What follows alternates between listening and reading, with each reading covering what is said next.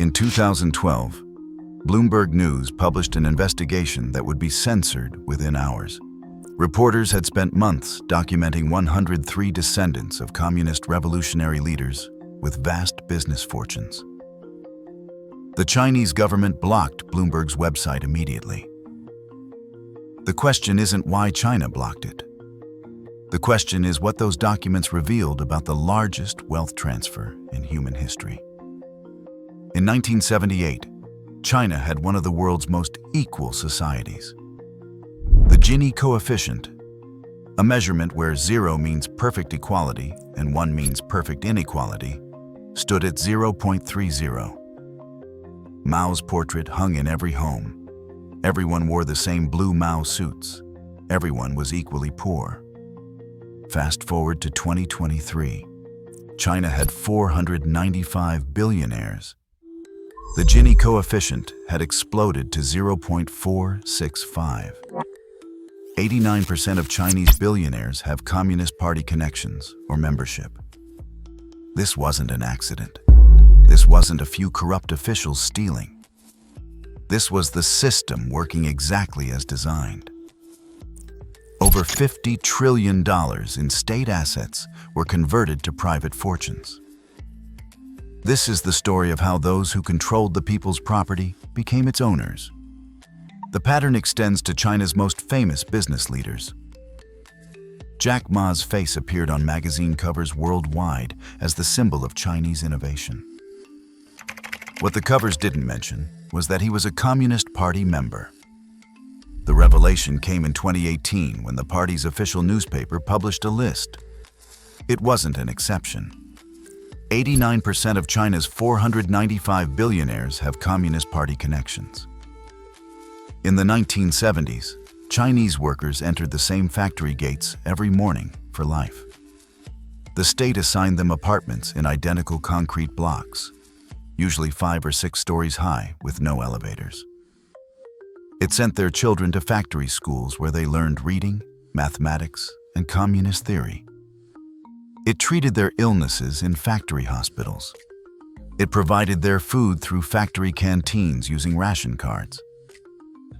This was the Danwei system, the work unit. Over 90% of urban workers belonged to state work units that provided lifetime employment, housing, healthcare, and education. The state owned 100% of urban housing. There was no private property market. Wage differences were capped at 3-to-1 by government policy. A factory director earned barely more than a line worker on the assembly floor. In 1978, China's income per person was $156 per year. The United States that same year was over $10,000. Everyone in China had almost nothing, but everyone had almost nothing equally. Then Deng Xiaoping returned from exile. He had been purged twice during the Cultural Revolution before rehabilitating and outmaneuvering his rivals by 1978. With Mao dead and the Gang of Four arrested, Deng took control. In December 1978, at a major Communist Party meeting in Beijing, he announced a new direction. "Poverty is not socialism," he declared. "Let some people get rich first, and they will pull others along behind them." In 1979, Deng stood before a map of China and drew circles around 4 coastal cities with a red pen. Shenzhen, directly across the border from Hong Kong, a fishing village of 30,000 people. Zhuhai, near Macau. Xiamen, facing Taiwan. And Shantou. These would be special economic zones where capitalism could be tested while the party maintained control. Within months, construction cranes filled the horizon in Shenzhen. Foreign investors from Hong Kong, Taiwan, and Japan arrived with money. Factories rose from rice paddies. The population exploded from 30,000 to over 1 million within a decade. But Deng did something important. He deliberately left the ownership rules unclear. When managers control assets they don't own, their interests split from the owners. In this case, the Chinese people were supposed to be the owners. But Deng left the rules deliberately unclear. Those controlling where resources went would decide who got them. And they were all party members. The transformation that followed wasn't corruption of the system. It was managers converting their control into ownership. The first great transfer began with housing. In 1998, the State Council issued document number 23, signed by Premier Zhu Rongji. It ended the Danwei welfare housing system entirely after 50 years. Urban housing would now be sold to the people living in it at heavily reduced prices. By 2002, 80% of public housing had been sold. The price was set at 10 to 20% of market value. Between $3 and $5 trillion in housing wealth was transferred through this process. A government clerk in Beijing, a woman in her 40s who had worked in a ministry office for 20 years, received a letter in 1998. Her concrete apartment, assigned by the state when she married, was now for sale. The apartment had 3 small rooms, a tiny kitchen, and a balcony overlooking a courtyard. Price? $5,000. She didn't have $5,000 in savings. Few Chinese did. She borrowed the money from her parents and her husband's parents. She bought the apartment. By 2010, that same apartment would sell for $500,000. Her wealth on paper had increased by 100 times in 12 years. But not everyone received this gift equally. The best apartments, in the best locations, in the best cities, had been given out decades earlier to party officials and managers of state-owned companies. Research by Professors Andrew Walder and Songhua He showed that housing privatization was the most important cause of household wealth increase in urban China. The same welfare housing that symbolized socialist equality became the foundation of wealth inequality under capitalism. But only those already privileged by the old system benefited from the new one. Rural migrants who flooded into cities to work in factories received nothing. They had never been part of the Danwei system. The second great transfer was even larger and created the Billionaire class. In 1997, President Jiang Zemin and Premier Zhu Rongji announced a new policy. Grasp the large, let go the small. The state would keep control of strategic industries like energy, telecommunications, and banking. But thousands of smaller state-owned companies would be restructured. The Chinese term was gaiji, which means restructuring or reorganization. But it was privatization in everything but name. In Shenyang, the Rust Belt city in northeastern China, the manager of a state-owned textile factory received new instructions in 1997. The factory, built in 1952 to employ 10,000 workers, was now available for purchase. He knew every machine, every contract, every hidden asset. He had managed the factory for 15 years. The asking price was 40% of the real value of the assets. He bought the factory with a loan from the Industrial and Commercial Bank of China. The loan carried no personal risk for the bank officer. If the factory succeeded, the manager repaid the loan. If it failed, the state absorbed the loss. The bank was actively helping transfer wealth from public to private hands, with the same party members sitting on both sides of the transaction.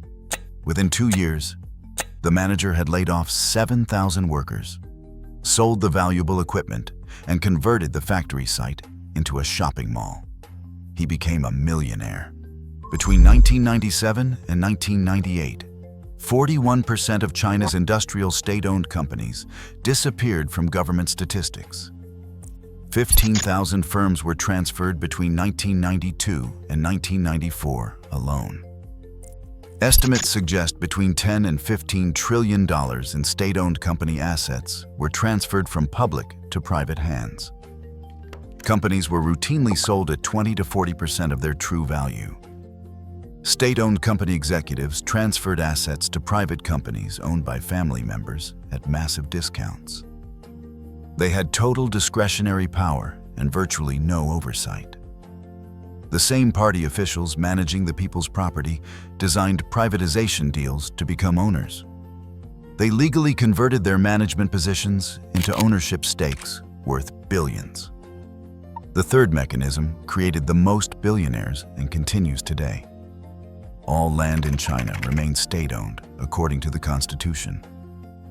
But local governments control land use rights, and they can lease those rights for up to 70 years for homes. Between 40 and 60% of local government money comes from land sales. In Guangzhou, the capital of Guangdong Province, a real estate developer studied a city planning map in his office in 2005. The farmland on the outskirts, where peasants still grew vegetables and raised pigs, would soon be changed to residential use according to the 5-year development plan. But the decision on exactly which parcels would be changed, and when, and at what price, all of that belonged to the local planning bureau chief. The developer arranged a dinner at an expensive restaurant. They discussed mutual interests over Mutai Baiju, MOW Tai Baiju, the strong liquor favored by officials. 6 months later, construction began on what would become a billion-dollar luxury complex of high-rise towers. This was the system. Developers must build relationships and connections, called guangxi, guanxi in Chinese, with officials to get land. Land use rights are auctioned in theory, but the auction process is controlled by officials who can change timing, terms, and who qualifies. The real estate sector became the main source of billionaire wealth in China. Most of China's richest individuals made their fortunes in real estate and mining, both sectors that require government approval for land. State ownership of land didn't prevent private fortunes. It guaranteed them by making government officials the required gatekeepers to wealth creation. But some had advantages others could not match. They were called princelings, the children and grandchildren of communist revolutionary leaders. This brings us back to that Bloomberg investigation in 2012. A team of reporters, led by Michael Forsyth, documented 103 descendants of revolutionary leaders with vast wealth. The investigation was immediately censored in China. Bloomberg's website was blocked. Wu Xiaohui married into China's most powerful family in 2004. His father-in-law was Deng Xiaoping's grandson. Within a decade, Wu controlled Anbang Insurance, a financial empire worth $300 billion, with investments in hotels, real estate, and financial services. The company's Hong Kong office occupied an entire floor of a glass tower overlooking Victoria Harbor. Princelings had inside information on policy changes before they were announced publicly. They had protection from prosecution. They had special access to state contracts and resources. Bloomberg documented hundreds of millions in assets held by families of top leaders before censorship blocked the investigation. Hong Kong property records linked multiple Princeling families to offshore wealth. The New York Times and Wall Street Journal published similar investigations, all blocked in China. The children of communist revolutionaries who fought to eliminate class privilege had become China's new hereditary upper class. The numbers don't lie. By 2023, China had 495 billionaires, according to the Hurun Rich List. The Swiss bank UBS estimated one new billionaire was created every 2 days during peak years. Chinese high-wealth individuals controlled $6.5 trillion. The top 10 families held over $1 trillion in combined wealth. But the most revealing number was this. 89% of Chinese billionaires have Communist Party connections or membership. In 2018, over 100 billionaires served in the National People's Congress, China's legislature, or the Chinese People's Political Consultative Conference. Their combined wealth exceeded $620 billion. A Wall Street Journal analysis found that between 2007 and 2012, legislators' wealth grew 81% compared to 47% for non-political billionaires. Serving in government accelerated wealth growth significantly. The Gini coefficient told the same story: 0.30 in 1978, 0.55 by 2002. The official figure in 2019 was 0.465, but alternative estimates from universities reached 0.61. Communist Party membership had become the single best predictor of extreme wealth in Communist China. This pattern was not unique to China. History had seen it before. In 1992, every Russian citizen received a voucher as part of privatization, a piece of paper promising a share of state assets. It was supposed to create a nation of shareholders. Grandmothers surviving on tiny pensions sold their vouchers for a bottle of vodka or a month's groceries. Young professionals traded them for used cars. 98% of the Russian population participated. But within 3 years, a small group had taken control of the most valuable assets. By 1995, 7 men controlled half of Russia's economy. They were called oligarchs.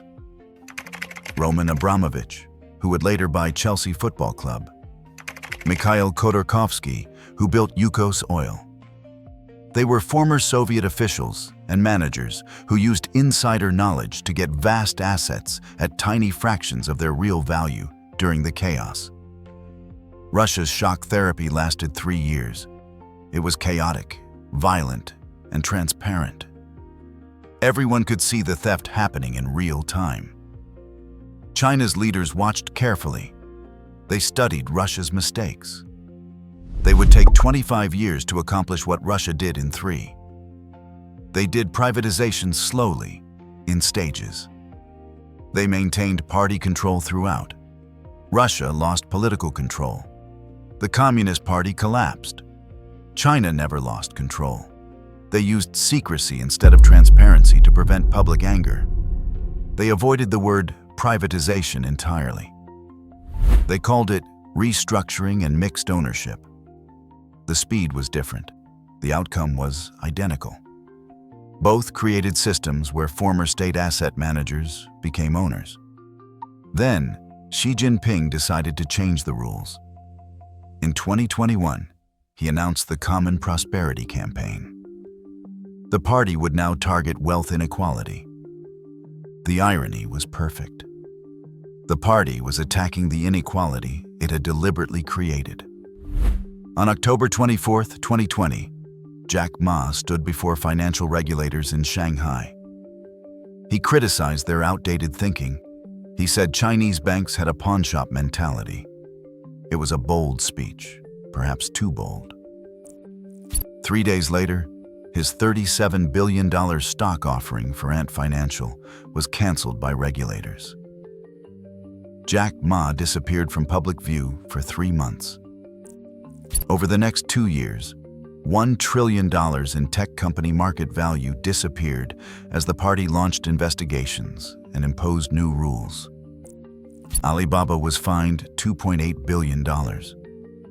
Didi was forced to remove its stock from the New York Stock Exchange. In 2018, Wu Xiaohui, the princeling who built Anbang Insurance, received an 18-year prison sentence. The state seized all of Anbang's assets, total confiscation. $300 billion returned to state control. Tech billionaires pledged over $100 billion to common prosperity funds. It wasn't voluntary. The donations came after government pressure. Xi Jinping did something never done before in the reform era. He removed princelings from the top committee that rules China. He targeted upper-class wealth while building personal power. This followed a historical Chinese pattern going back thousands of years. emperors confiscating wealth from powerful families to maintain control. The party that created billionaires was now consuming them. Wealth is always below power in systems without democracy. But the wealthy had prepared for this possibility. In Hong Kong, Singapore, and the Cayman Islands, law firms specializing in offshore structures processed wire transfers. Between 2010 and 2020, an estimated $1 to $2 trillion flowed out of China through various channels. The Panama Papers revealed the pattern in 2016 when 11.5 million documents from Mossack Fonseca, a Panamanian law firm, were leaked. Chinese clients had established over 13,000 offshore entities. Shell companies registered in the British Virgin Islands. Trusts structured through Singapore's DBS Bank and Hong Kong's HSBC private banking divisions. Luxury properties in London's Mayfair district and Vancouver's West End purchased through layers of companies designed to hide the real owners. The Paradise Papers confirmed it in 2017. The upper class was building an escape route. Offshore wealth serves as insurance if China becomes unstable, if the party turns on them. Meanwhile, the system they created is falling apart. In Chinese cities, young people gather in parks on weekends. They lie flat on the grass, doing nothing. Youth unemployment has reached record levels, officially over 20% for those aged 16 to 24. The government stopped publishing the statistics when they became too embarrassing.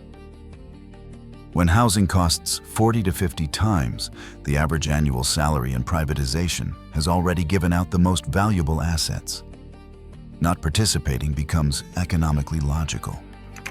The movement called Tang Ping, lying flat, represents a calculated refusal to participate in a system where the positions controlling assets have already been filled. In 2021, Evergrande, China's largest real estate developer, collapsed under the weight of $300 billion in debts, 1.6 million unfinished homes. Families who invested their life savings watched concrete skeletons stand empty across Chinese cities. The middle class, which gained wealth through housing privatization in the 1990s, now faces a property crisis that threatens to wipe out that wealth. Property prices in major cities require 40 to 50 times the average annual salary. This pattern is not unique to China. It is played out across the world wherever state assets were privatized. In Poland, Czech Republic, and Hungary, former communist officials became capitalist oligarchs through privatization in the 1990s. In Russia, the old Soviet elite transformed into billionaires. In Argentina and Mexico, privatization made connected people wealthy. Even in Western democracies, the revolving door between government and industry creates similar patterns. The common thread is this: those controlling state asset allocation become owners when privatization occurs. Privatization without transparency equals wealth transfer to insiders. Managers of assets convert their management authority into ownership. Every system promising equality that puts power over assets in few hands creates an upper class when controllers become owners. The ideology changes. The outcome remains identical. Power over assets always converts to ownership of assets. In 1978, Mao's portrait promised equality. Today, Shanghai's skyline promises wealth. Both promises were broken by the same mechanism. Those who controlled the system became its owners. The transformation from communism to capitalism consistently creates an upper class of the super wealthy, because power over assets always converts to ownership of assets. China's experience shows this isn't corruption of a system. This is the system working as designed. The question is never whether privatization will create an upper class. The question is only which people will emerge as the super wealthy. In China, the answer was clear from the beginning. Those who drew the circles on Deng Xiaoping's map. Those who decided which apartments to sell and to whom. Those who determined which factories would be restructured and at what price. Those who controlled which land would be changed and for whose benefit. They were all party members, and now they are all billionaires. This wasn't an accident. It wasn't a few corrupt officials stealing. It was a plan executed by those who wrote the rules. From Mao to billionaires. From equality to an upper class of the super wealthy. The largest wealth transfer in human history, carried out by the very people who promised to prevent it.